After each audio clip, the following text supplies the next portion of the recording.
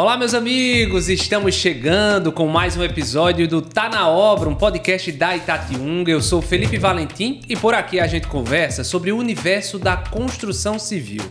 E muito canteiro de obra já está sendo impactado por novas tecnologias que mudam aí a forma de construir.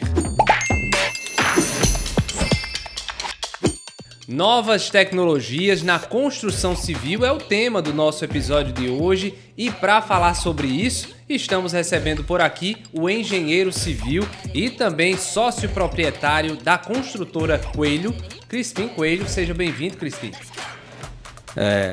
Obrigado, Felipe. É um prazer estar aqui. Estou aqui à disposição para a gente conversar sobre as tecnologias da construção civil. Muito bom. Crispim, para começar, a gente sempre gosta também de trazer um pouquinho das histórias dos nossos entrevistados e soube que você vem de uma família sertaneja que aí o seu pai viu na educação a forma de proporcionar uma vida diferente para os seus filhos. Me conta aí um pouquinho da formação aí dessa sua família. Olha, meu pai, ele era agricultor, né? Antes dele ser agricultor, ele era militar, mas deixou a vida dos quartéis para ir tomar conta de uma propriedade que era do meu avô. Meu avô era professor lá de Cajazeiras, um dos primeiros professores lá da cidade de Cajazeiras, né? Tanto que às vezes as pessoas me confundem com ele, né? Eu também fui professor Crispim Coelho, meu avô era professor Crispim Coelho também, né? E meu pai sempre acreditou na educação. Ele era agricultor, mas ele dizia que a maior herança que podia deixar para os filhos era a educação. Ele teve 8 filhos e formou todos os 8, né? Que show.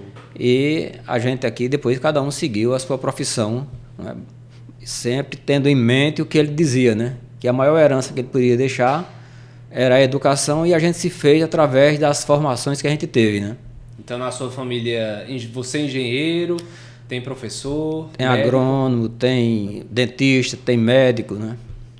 Tem psicólogo, tem uma variedade. Que legal. Deve ser um orgulho também para esse pai aí, que foi, né, da educação também conseguir formar todos os filhos. E Crispim, como foi que você se direcionou, como você escolheu a engenharia civil? Olha, eu nunca me vi noutra coisa. Eu achava bonito, sim, porque eu gostava de matemática, e naquele tempo quem gostava de matemática dizia que ia ser engenheiro, né? Eu acho que por conta disso eu comecei a ver assim, a engenharia e admirar a engenharia. Mesmo sem saber, assim, desde novo, mesmo sem saber assim, o que era que ia ser, mas eu queria alguma coisa ligada à engenharia, né? E assim, como eu gostava de matemática, assim, eu me direcionava naturalmente, porque as pessoas diziam que quem gostava de matemática e física ia para a área da engenharia. Então eu fui para a área da engenharia, né? E me fortaleci na universidade, que era isso que eu queria, né? Tanto já hoje, depois de muito tempo de formado, ainda eu sou um vibrador pela engenharia. Gosto de visitar canteiros de obra, sabe? Gosto de visitar, de participar de feiras, essas coisas, para estar me atualizando. E você se formou em engenharia civil, já começou, tá nos canteiros, nas obras, começou a construir. E como foi esse início aí? Foi, como eu te disse, eu sou de Cajazeiras, né? Nasci no Triunfo, mas fui morar logo cedo em Cajazeiras por conta dos estudos. Terminei o segundo grau lá em Cajazeiras, depois fui para João Pessoa, porque naquela época só tinha engenharia em João Pessoa e Campina Grande, né? Mas normalmente a gente ia, porque tinha família lá em João Pessoa, a gente ia para João Pessoa. E eu fui lá, terminei meu curso de engenharia lá em 83, no final do ano de 83, né? A colação de grau foi em janeiro de 84, e a partir daí eu entrei no mundo da construção, né? Comecei como empregado, trabalhando como autônomo e também trabalhando em empresas, mas sempre ligado à engenharia, né? Entendi. E como foi que esse engenheiro civil também se tornou professor para outros engenheiros? 27 anos aí de história como professor do Instituto Federal da Paraíba, lá em Cajazeiras, no curso de edificações, né? Eu atuava em Cajazeiras e nos arredores da cidade, né? Porque o engenheiro é meio nômade, ele trabalha onde tem obras, né? E eu sempre fixei base em Cajazeiras, né? Depois me casei lá e começava a trabalhar em obras ali perto da cidade, no entorno. Às vezes viajava um pouco mais longe quando a empresa levava a gente para outro local, né? E apareceu lá, foi criado lá na cidade uma unidade da Escola Técnica, hoje Instituto Federal, né? Foi criada essa unidade lá, que era a segunda. Primeiro só tinha João Pessoa, e por influência política de um político lá da cidade, levou a unidade para Cajazeiras. E teve o concurso lá, né? Aí foi para o meu terreiro, né? Aí eu fiz o concurso, fui aprovado, aí eu comecei a ensinar em 96, né? Me aposentei em 2023, passei 27 anos como professor.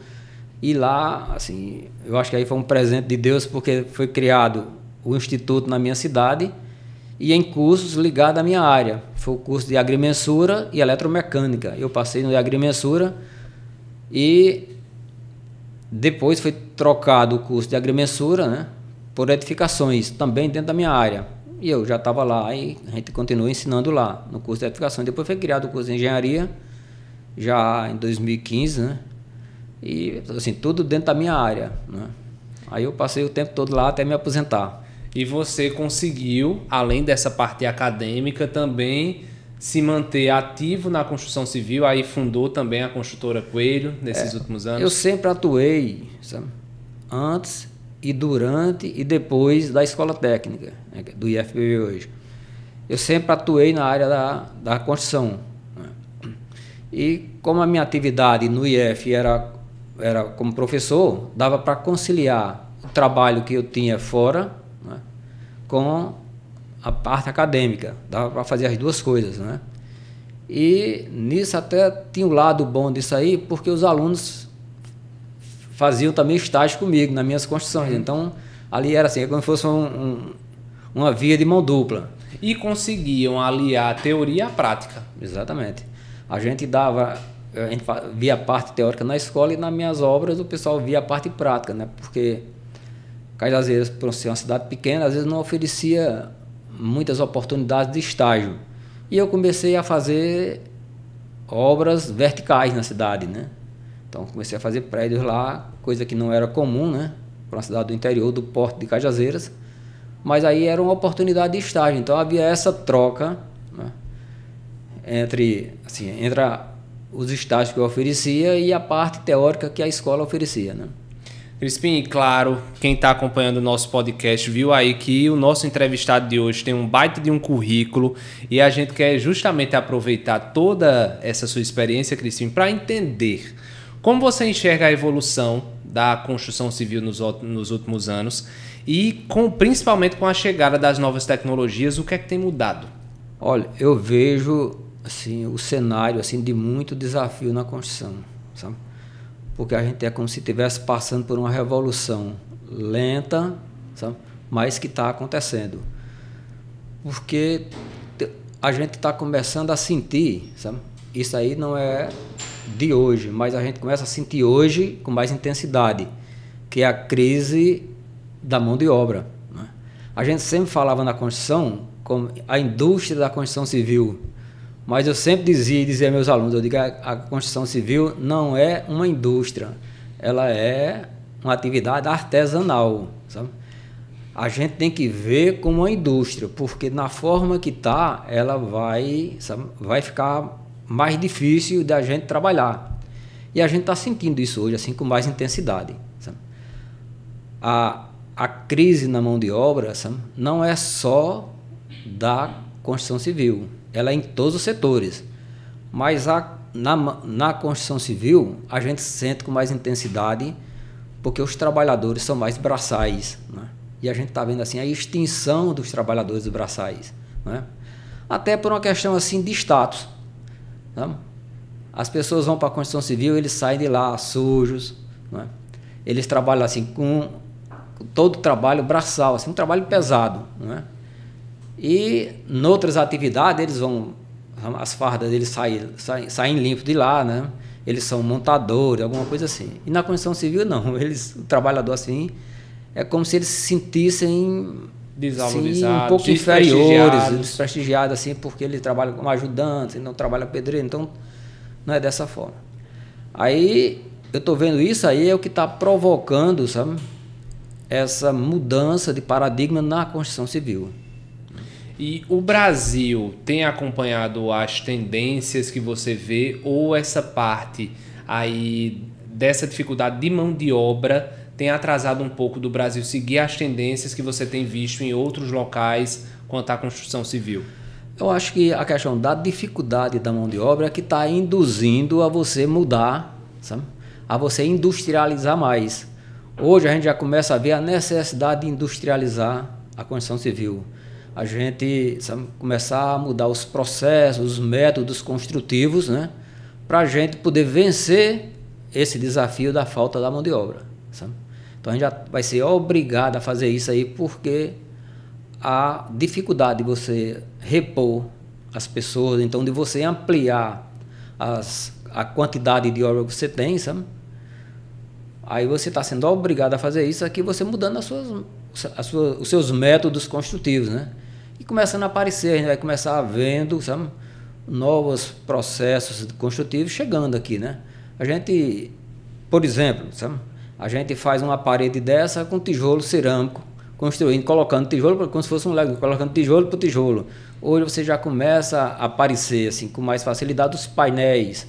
Você já começa a fazer métodos assim que você melhora a produtividade, sabe? Para você alcançar assim, o objetivo da finalidade, dos objetivos de finalizar aquela obra, né? Você começa a ver isso aparecer no mercado. E na sua visão, Crispim, quais tecnologias que você acredita que mais impactaram o setor da construção civil nesses últimos anos? Eu não digo assim que impactaram, mas que vão impactar, sabe? Por exemplo, as construções com estruturas metálicas, sabe? Os steel frames, que são as paredes de drywall, sabe? Os blocos de concreto leve, né?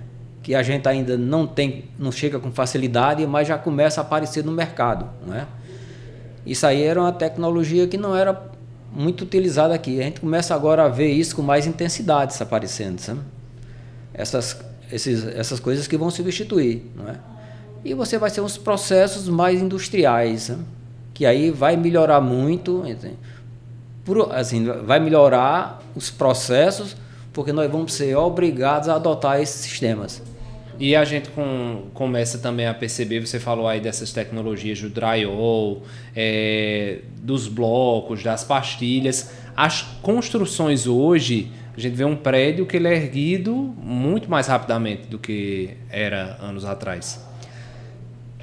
Tem melhorado assim até por conta da mecanização desses processos, né? Você vê que hoje, assim, só para citar assim, uma coisa que a gente observa aqui, ninguém concreta mais uma laje na mão. Você tem já as usinas de concreto chegando aqui no interior, coisa que a gente, por exemplo, há 5 anos não tinha. Aí você começa quer dizer, um processo simples, quer dizer, é uma coisa que há 50 anos já tinha numa cidade maior, mas agora no interior a gente não tinha, mas agora já está tendo isso aqui, não é? E a gente vê exemplos, por exemplo, hoje com a facilidade da comunicação, você vê, estava vendo ontem um vídeo lá na China, você fazia um edifício de 22 andares em 19 dias. Quer dizer, para a gente é impensado um negócio desse. Você chega, rapaz, como é que você faz um negócio desse? Será que não vai cair? Assim, como é que você faz isso aqui, sabe? Totalmente automatizado, todo aqui já vai pronto e você joga aqui dali, né? Então a gente começa a ver isso aqui e começa a ver que a coisa vai acelerar para chegar nesse ritmo aí. Você tem que, eu sei que a gente não vai, daqui a talvez 100 anos, 200 anos, a gente vai chegar igual a China, mas é uma coisa que vai acontecer. Não digo com essa velocidade que tem lá, porque lá está anos-luz à frente de nós aqui, mas é uma coisa que vai acontecer, sabe? Maior ou menor escala, mas a gente vai ter que industrializar o nosso processo. E outra notícia até que repercutiu recentemente, que vem também lá da China, não sei se você acompanhou, foi da construção também de uma ponte que eles fizeram de mais de 160 quilômetros e justamente feita também num curto espaço de tempo, né? Em cerca de 4 anos, uma coisa que levaria talvez mais de uma década. É verdade. Então, lá está sendo espelho para o mundo, né? Assim, a velocidade com que se constrói lá, sabe? A tecnologia que se usa lá está sendo espelho para o mundo todo, né? como querendo dizer assim, mandando um recado, só, olha, ou vocês fazem isso aqui ou vão ficar para trás. Então a gente está vendo, tem um espelho que a gente vai começar assim, a praticar aqui. Né? A gente está vendo isso aí e a gente vai começar, alguém está na ponta disso aqui e a gente vai atrás. Mas você acredita que no Brasil, acompanhar essa tendência, essa rapidez, a questão da mão de obra ainda é um desafio?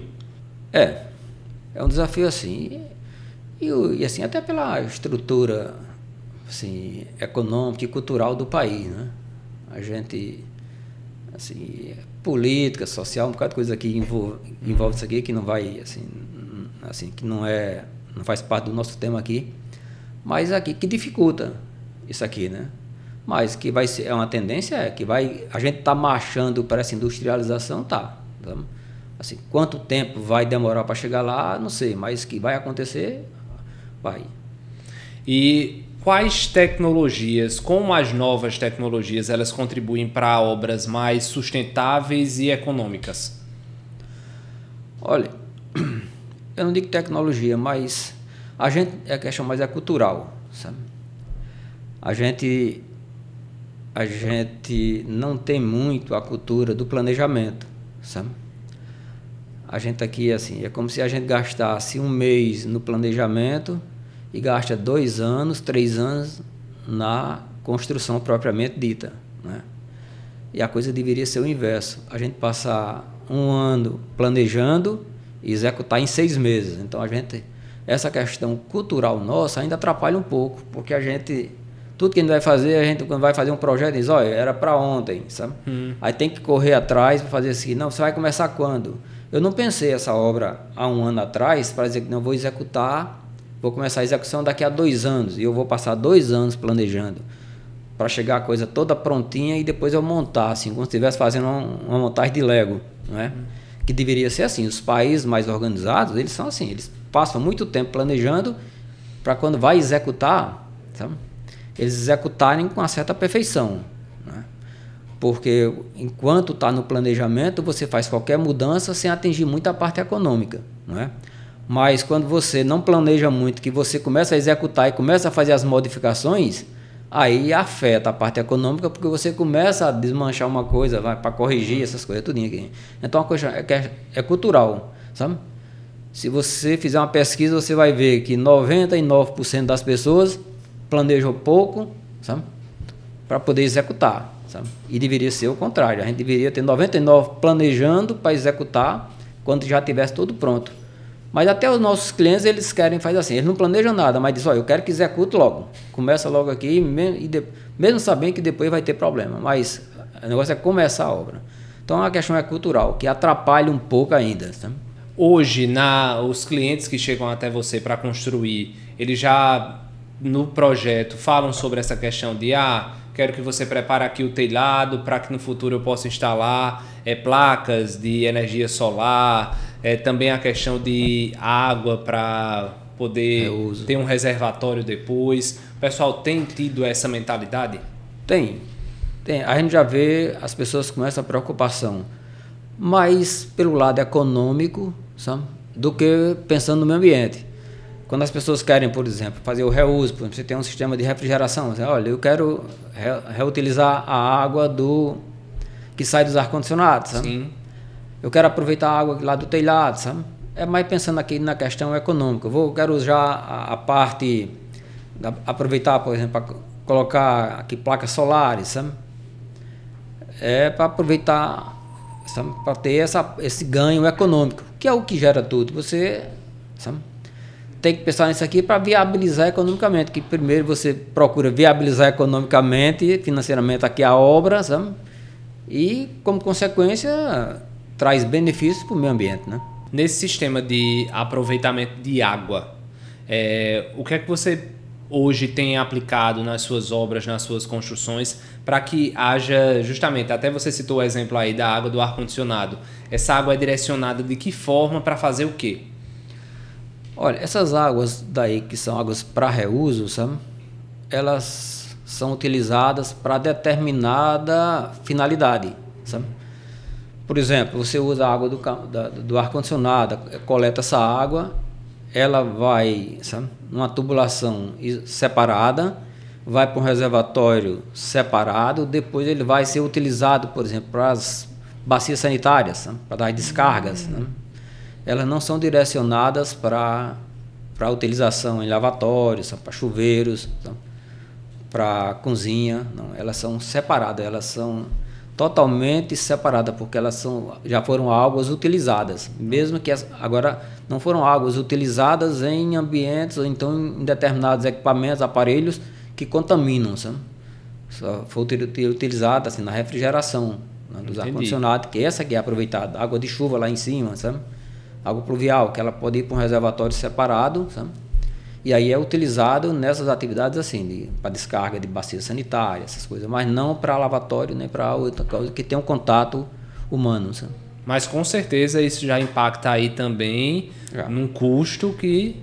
Aí aí o custo-benefício, né? Você vai ter um gasto adicional aí, mas em compensação você vai poder utilizar essas águas aí que você vai deixar de pagar para... Exatamente. Não precisa ser água tratada, né?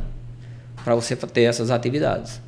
Na questão do consumo de energia solar, principalmente no que você tem visto aqui no sertão do estado, que tem energia solar para dar e vender, né? O recurso aqui não falta, então as pessoas elas têm buscado investir mais?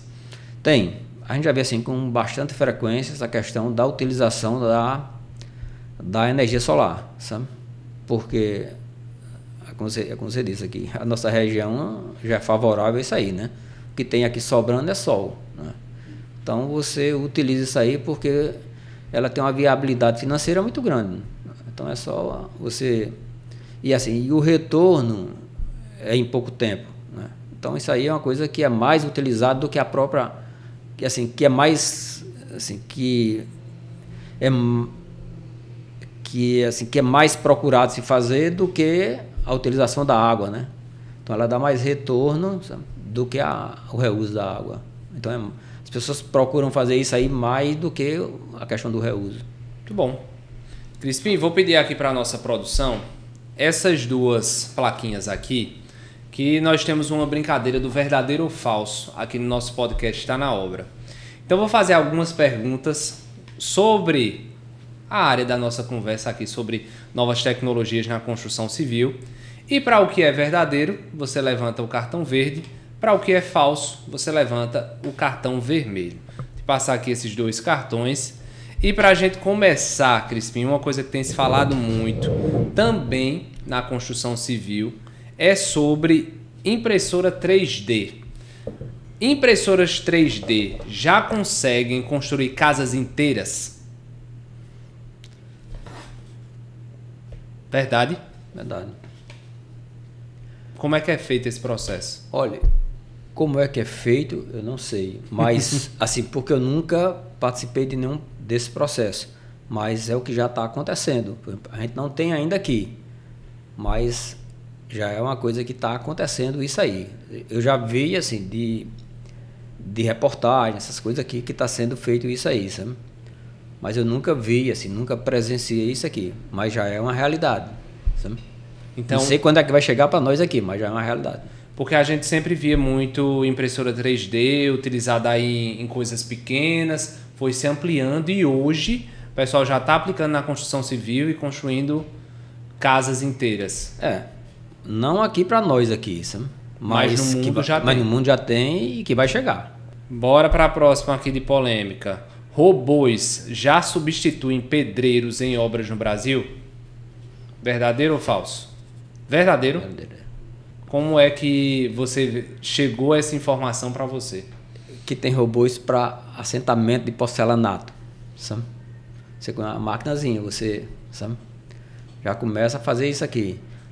Em blocos de aqueles intertravados, você já tem equipamentos para isso, sabe? Para pintura, já tem para isso aí. Então, a dificuldade da mão de obra vai ser assim fundamental para o aparecimento dessas coisas aí. Nossa, muito interessante. E para algumas pessoas até assustador, né? Mas é a tecnologia chegando e se aplicando a tudo isso. Bora para mais um verdadeiro ou falso. Telhados verdes, eles ajudam a reduzir a temperatura interna da casa? Verdadeiro ou falso? Verdadeiro, né?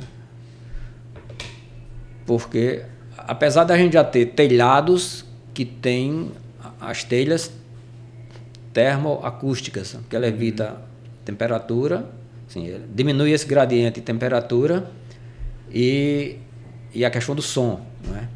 E o telhado verde assim, substitui, evita que a temperatura lá de cima passe para dentro do ambiente, né? Então vai reduzir sem dúvida.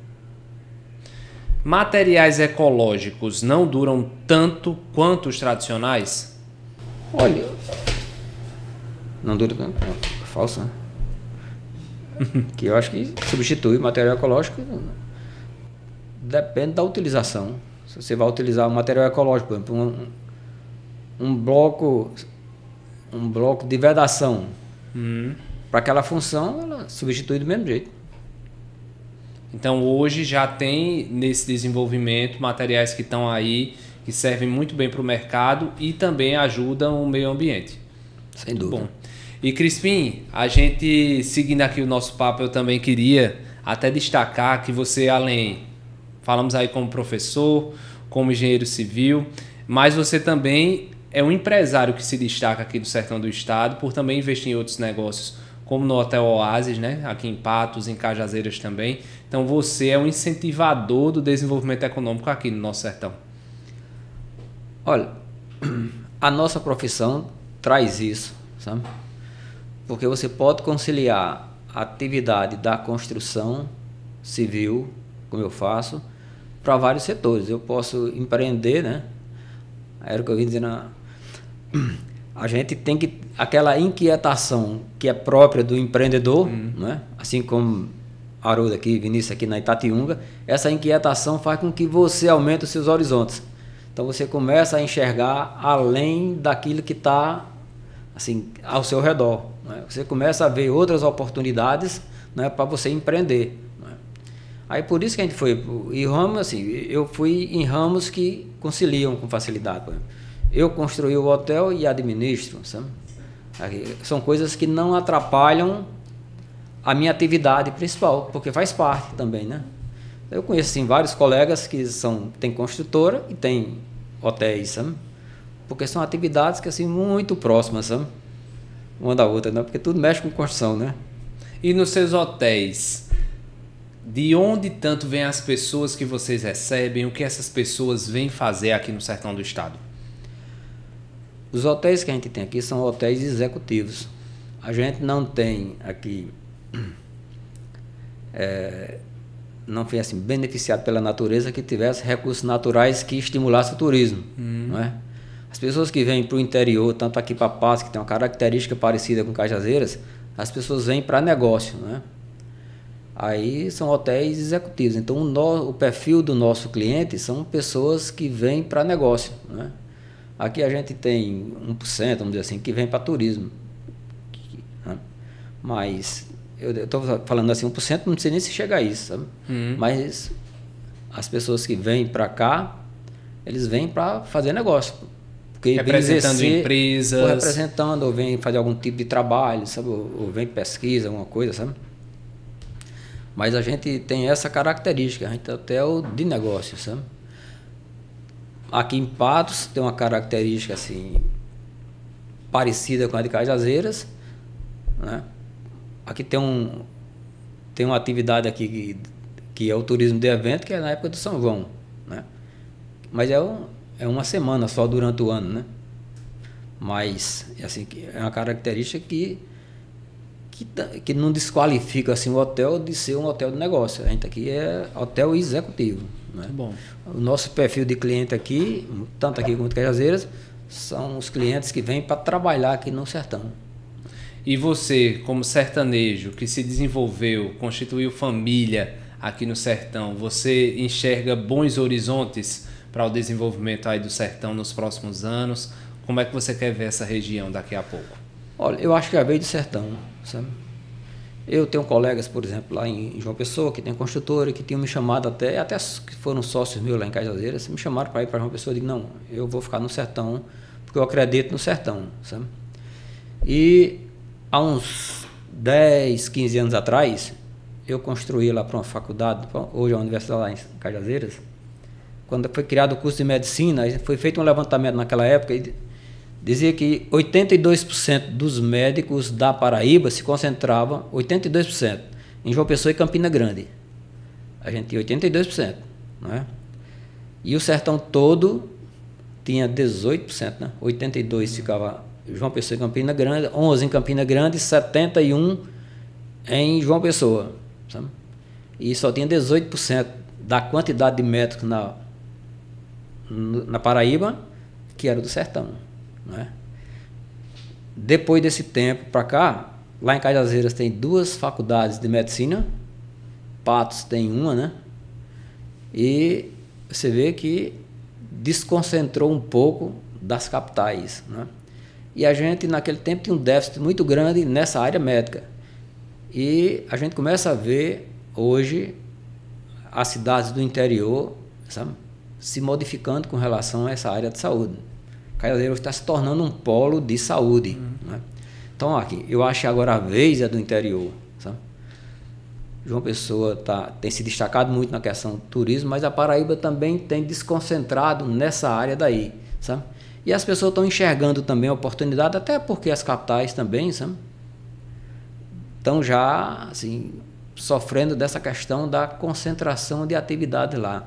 Então as pessoas estão... E a facilidade assim, de locomoção, de viagem, essas coisas, as pessoas estão vindo para o interior, montando seus negócios e depois vão passear, que a facilidade hoje da pessoa conhecer o mundo está muito grande, né? Então agora é a vez do interior, as pessoas estão descendo para o interior. Então eu vejo assim com muito bons olhos, vamos dizer assim, e vendo as oportunidades que estão surgindo no interior como um todo, né? Muito bom. E você é, claro, um incentivador e está contribuindo para todo esse desenvolvimento por aqui.